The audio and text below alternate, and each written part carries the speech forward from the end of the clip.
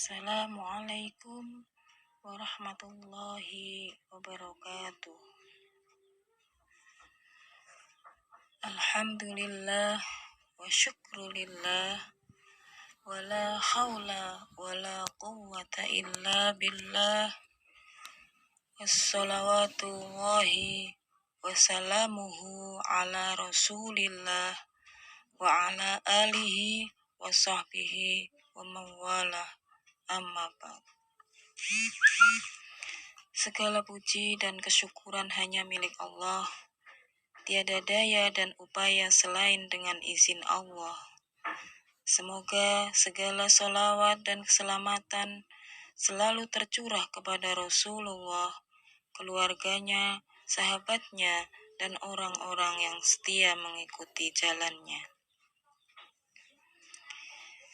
Ibu-ibu Aisyah yang dirahmati Allah, syukur alhamdulillah untuk yang kedua kalinya saya dari pimpinan cabang Aisyah Kajen akan memberikan kultum senja pada sore hari ini. Ibu-ibu yang dirahmati Allah, pada sore hari ini saya akan membawakan kultum dengan tema 4 macam mutiara manusia. Manusia sebagai makhluk yang paling utama dan mulia. Allah Subhanahu wa Ta'ala memberikan kepada kita berbagai macam kelebihan dan keistimewaan yang tidak diberikan kepada makhluk lain. Sesudah manusia menerima berbagai macam keistimewaan itu, mempunyai kewajiban untuk memelihara, menjaga, dan melestarikannya, sehingga beberapa mutiara yang berharga itu tidak hilang begitu saja. Keempat mutiara itu adalah yang pertama, akal. Akal merupakan karunia yang tinggi bagi manusia. Dengan akal, manusia dapat membedakan antara yang baik dan yang buruk, dapat membedakan antara yang membahayakan dan yang manfaat. Dengan akal sekaligus manusia dapat mencapai prestasi yang tinggi.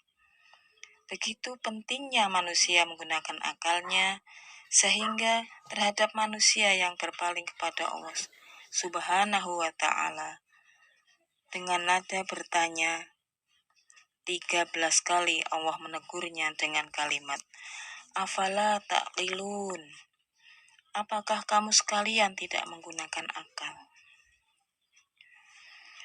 Namun alhamdulillah Rasulullah SAW memberikan peringatan kepada kita bahwa akal yang begitu bermanfaat bagi manusia hidup akan hilang apabila seseorang marah.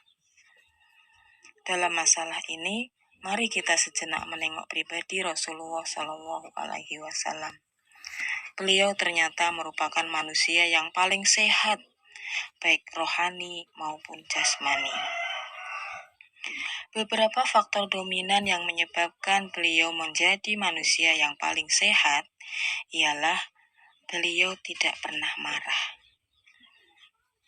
Sikap ramah beliau yang ditebarkan di mana-mana, di masjid, di pasar, dan di mana saja. Istrinya tidak pernah mendengar bentakan beliau. Anak cucunya pun tidak pernah dipukulnya. Bahkan seekor kucing pun tidak pernah merasakan bekas tangannya. Marah akan merusak akal dan iman. Tidak saja selama di bulan Ramadan, tetapi di luar bulan Ramadan pun, setan akan tetap berusaha agar manusia mau marah. Sungguh berbahagia orang yang dapat mengendalikan diri dari marah ini. Yang kedua adalah agama hilang karena hasad. Hasad atau dengki adalah sikap batin yang tidak senang kepada orang lain yang mendapat kenikmatan, sekaligus mengharap hilangnya kenikmatan itu dari pemiliknya. Penyakit ini merupakan penyakit tertua seumur dengan sejak adanya manusia pertama, Nabi Adam alaihissalam, yaitu Qabil putra Adam hasud terhadap Habil. Dalam masalah hasud ini, Allah Subhanahu wa Ta'ala mengingatkan dalam firman-Nya, A'udzu billahi minasyaitonir rajim. Wala tatamannau ma faddalallahu bihi ya'dukum ala ba'din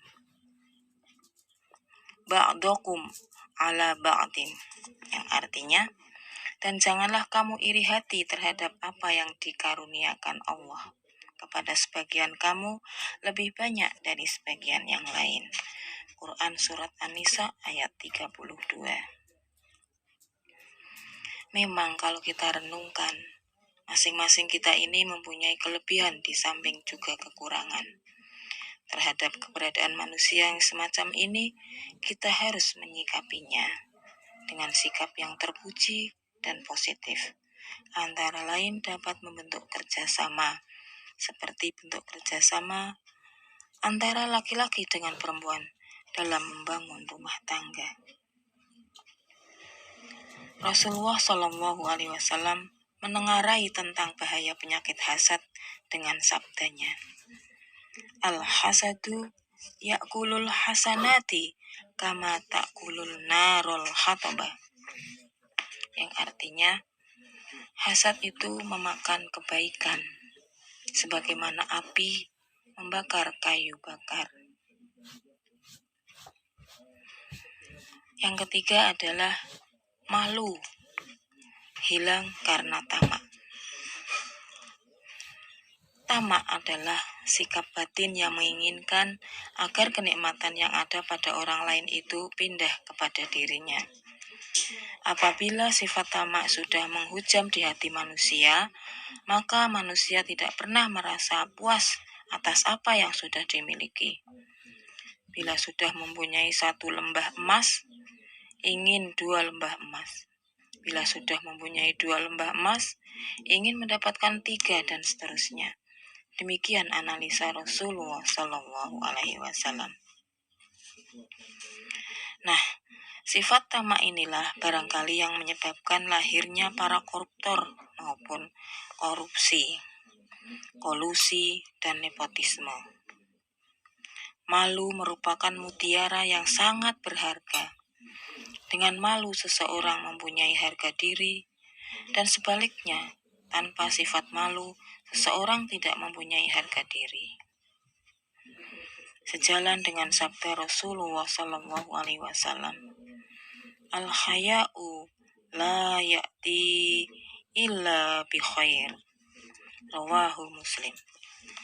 Artinya, malu itu tidak datang kecuali dengan kebaikan. Sungguh merupakan sifat terpuji bila selama bulan Ramadan ini minimal kita budayakan rasa malu. Malu kalau tidak puasa, malu kalau tidak sholat tarawih, malu kalau tidak rukun dengan sesama hidup, dan sebagainya. Kemudian sesudah Ramadan, sifat malu harus terus kita budayakan. Mutiara yang keempat adalah menggunjing. Menggunjing bisa disebut dengan ghibah. Sesuatu yang diceritakan itu benar-benar terjadi pada diri seseorang yang digunjing atau tidak sama sekali, keduanya termasuk ghibah. Hanya yang kedua dosanya lebih besar karena menceritakan sesuatu yang tidak sesuai dengan kenyataannya adalah termasuk dusta. Barangkali karena begitu besarnya dosa atau kerusakan yang ditimbulkan dari ghibah menggunjing ini, sampai-sampai Allah Subhanahu wa Ta'ala secara khusus memperingatkan dalam surat Al-Hujurat ayat 12. A'udzu billahi minasyaitonir rajim. Bismillahirrahmanirrahim. Wala yaghtab ba'dukum ba'da. Ayuhibbu ahadukum ayyakula lahma ahihi maitan fakarihtumuh. Wattaqullah innallaha tawwabur rahim. Yang artinya, dan janganlah kamu menggunjing sebagian yang lain. Senangkah salah seorang di antara kamu memakan daging saudaramu yang telah mati? Tentu kamu membencinya. Takutlah kalian kepada Allah. Sesungguhnya Allah itu Maha menerima taubat dan Maha penyayang. Quran Surat Al-Hujurat ayat 12. Berbicara tentang hibah, menurut mazhab yang terpilih bahwa memintakan ampun pada orang yang digunjing itu dapat menutup dosa dari akibat menggunjing. Sabda Rasulullah SAW. Kafaratul ghibati antastaghfira liman ightabahu taqulu Allahumma ghfirli walahu. Artinya, penebus dosa menggunjing ialah engkau memintakan ampun kepada Allah untuk orang yang digunjing dengan ucapan, Ya Allah, ampunilah saya dan dia. Sebagai akhir tazkirah ini, marilah kita bersama-sama menjaga 4 mutiara yang ada pada diri kita masing-masing. Akal kita jaga dengan mengendalikan amalah. Akal kita jaga dengan mengendalikan amarah. Agama kita pelihara dengan menjauhi hasad atau dengki. Dan kita hiasi diri kita dengan malu. Buang jauh-jauh tamak dan pahala amal soleh kita. Buang jauh-jauh tamak dan pahala amal soleh kita jaga kelestariannya dengan menghindarkan ghibah ini. Semoga fadilah dan maghfirah Allah Subhanahu wa Ta'ala senantiasa dianugerahkan kepada kita semua. Amin. Demikian yang dapat kami sampaikan. Assalamualaikum warahmatullahi wabarakatuh.